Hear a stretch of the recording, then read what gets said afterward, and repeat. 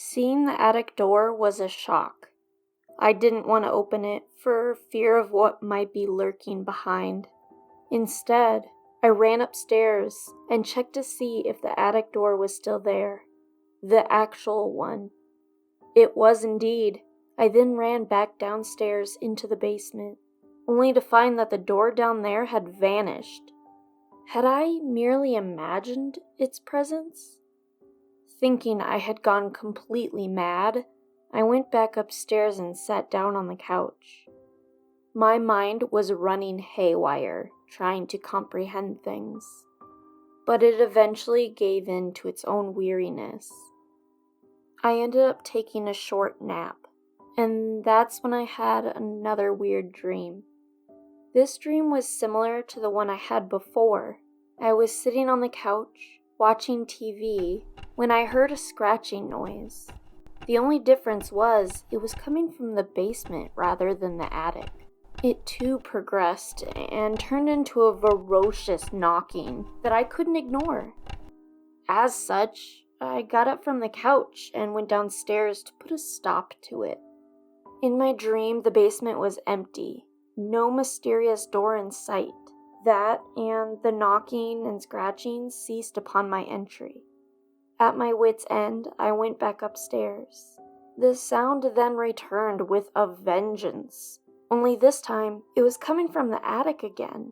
I ran up there as fast as I could, but the noise stopped. I waited. Following the narrative of my previous dream, the deadbolt clicked, signaling that the door had unlocked itself. Unlike my previous dream, however, the door opened up a bit, and a hand reached out from within. That's when I woke up. I wrote the first dream off as a byproduct of an overstressed mind, but to have it reoccur, that wasn't ordinary, at least not for me. Between the door in the basement and my strange nightmares, I was a mess. Both perplexed and frightened, I called my friend John. John is an eccentric fellow. He's the kind of guy who believes in UFOs, ghosts, conspiracy theories, the occult, and other things of that nature. Not only does he believe in them, but he studies them. He knows more about Roswell than I do about myself. Being a skeptic, I always thought the massive amount of information he retained was borderline useless. I changed my mind about that after seeing my attic door pop up in my basement. If anyone could help, or at least steer me in the right direction, it was him. I spoke with John for a couple of hours. He was ecstatic after hearing about my experience. He began rattling off all of the different things he thought it could indicate. Some of his theories included a wormhole, a gateway to the other side, and even a glitch. One of the many theories he subscribes to is that the world we live in is a simulation. He told me that he wouldn't be completely certain about what it was without seeing it for himself. Unfortunately, he lives too far away to just stop by and visit. Instead of leaving me empty-handed, John gave me some advice on what to do next. After telling him about the voice I captured and the dreams I've been having, he started leaning towards the ghost idea. He thought it might be trying to communicate with me.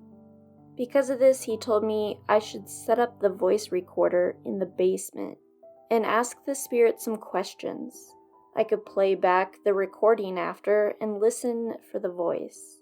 John said that I should do it in the attic as well. Although weary of his methods, I told him I'd try it out. After all, I couldn't just sit around and expect the situation to resolve itself. I didn't like the idea of going up into the attic by myself, but I needed to do something. After getting off the phone, I immediately put his plan into action. The basement would have to be first, as I was still apprehensive about going upstairs. I set up the app and put my phone on the basement floor. I proceeded to ask questions. leaving enough space in between for someone or something to answer. I asked for normal things like its name, age, and what it wanted. After roughly 5 minutes of interrogation, I stopped the recording and played it back. I must have listened to my own voice a million times, hoping for anything audible to present itself. To my dismay, I caught nothing of the sort. It seemed as though the attic would indeed have to be my next venture. I reluctantly climbed the stairs up to the attic door.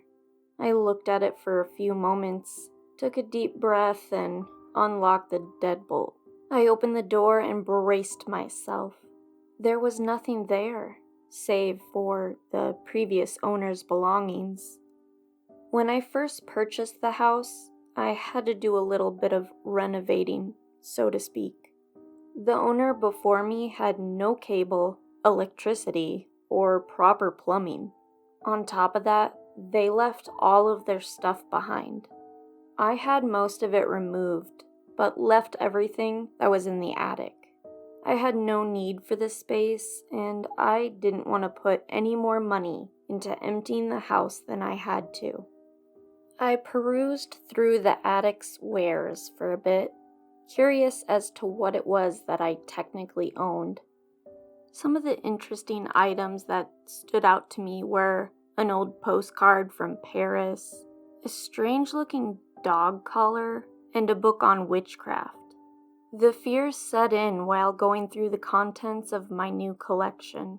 The angled ceiling, antiques, and large window overlooking my backyard did give the place a dose of charm, but I still didn't like attics. I quickly hit the record button on the app and set my phone on the floor.